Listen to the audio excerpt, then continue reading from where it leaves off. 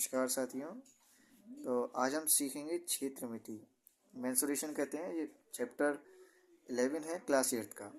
तो ये भूमिका दे रखी है, इसमें एरिया के बारे में दिखाया गया है कि जैसे कोई एक मैदान होता है तो उसमें इस तरीके की बाउंड्री होती है। जैसे यहाँ पे ये 200 मीटर बाउंड्री दे रखी है और यहाँ पे 15 मीटर जो है इसकी लंबाई और 20 मीटर इसकी चौड़ाई दे रखी है। तो यहाँ पे संख्या निकालनी, तो रास्ते का क्या आ रहा है, रास्ते का क्षेत्रफल आएगा और एक बोरी सीमेंट का किया गया क्षेत्रफल आएगा। इस तरीके से जो है आपको यहाँ पे शुरुआत में ये इसका डिटेल दे रखा है।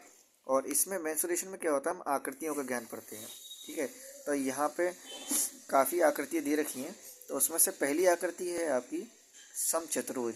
समचतुर्भुज में क्या दे रखा है कि जितनी भी इसकी भुजाएं होती हैं, चतुर्भुज में का परिभाषा यही कहलाती है कि चार भुजाओं से बनी आकृति को चतुर्भुज कहते हैं। तो समचतुर्भुज में चारों भुजाएं कैसी होती हैं, बराबर होती हैं। और इसकी लंबाई, तो इसकी अगर लंबाई कितनी होगी, ए, ठीक है, जो यहाँ पे ए से प्रदर्शित किया है, डी यहाँ पे विकर्ण है। और यहाँ पे परिमाप क्या है, तो परिमाप आएगा 4 गुणा भुजा, क्योंकि इसकी कितनी भुजाएं हैं, 4। इसकी 4 गुणा भुजा और क्षेत्रफल आएगा 1/2 D1 इंटू D2, माने दोनों परिमापों की गुणा हो जाएगी।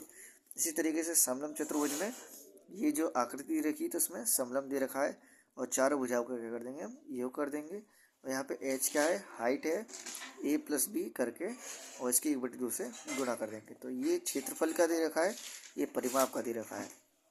परिमाप में ऐसी चतुर्भुज, अगर साधारण कोई सा भी चतुर्भुज है तो उसकी चारों भुजाओं का योग कर देंगे और इस प्रकार जो है इसका क्षेत्रफल निकालेंगे। तो यहाँ पे नामांकन के बारे में डिटेल दे रखा है। इसी प्रकार यहाँ पे और आकृति दे रखी है, उसके बारे में हम समझेंगे। तो यहाँ पे एक और आकृति दे रखी है, वो है सर्कल यानी वृत्त की। तो यहाँ पे वृत्त का क्षेत्रफल होता है 2πr, ठीक है। पाई का वैल्यू होता है 22/7 या कह सकते हैं 3.14। यहाँ पे r क्या है, त्रिज्या, जिसे इंग्लिश में रेडियस कहते हैं। और इसका क्षेत्रफल होता है πr²। और यहाँ पे क्या है, ये परिमाप दे रखा है। ये वाली टेबल में ये जो एरिया है ये परिमाप का है, ये क्षेत्रफल का है और ये नामांकन का है। दूसरी आकृति है अर्धवृत्त की। तो अर्धवृत्त को इस प्रकार बनाएंगे। वलय में ये एक रिंगनुमा यानी कि वलयाकार और ये एक रिंगनुमा आकृति होती है, ठीक है। ये इसका यहाँ पे क्या दे रखा है, क्षेत्रफल दे रखा है। इसी तरीके से यहाँ पे ये त्रिज्यखंड का चित्र दे रखा है और इसका क्षेत्रफल, और यहाँ पे परिमाप दे रखा है। ये परिमाप है, ये क्षेत्रफल है, यहाँ पे इसका डिटेल दे रखा है। इसी प्रकार 3 भुजाओं से बनी आकृति को त्रिभुज कहते हैं।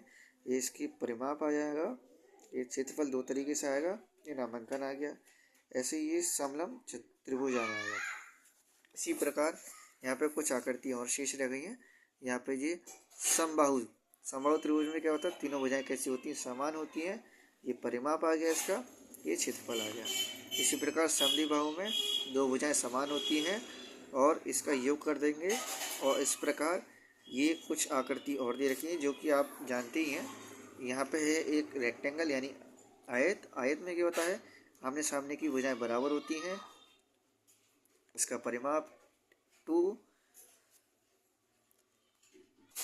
तो यहाँ पे जो आयत दे रखा है, तो यहाँ पे a + b से 2 से गुणा हो जाएगी। और किसी भी आयत का क्षेत्रफल निकालेंगे तो उन दोनों की भुजा की गुणा हो जाएगी। वर्ग में अगर आप इसका परिमाप निकालेंगे तो 4 गुणा भुजा यानी कि 4a, और क्षेत्रफल निकालेंगे तो a²। इसी तरीके से आखिरी है समांतर चतुर्भुज, इस प्रकार से हल कर लेंगे।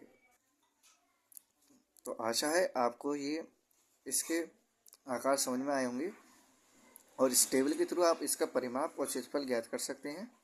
वीडियो देखने के लिए धन्यवाद। Like, share and subscribe.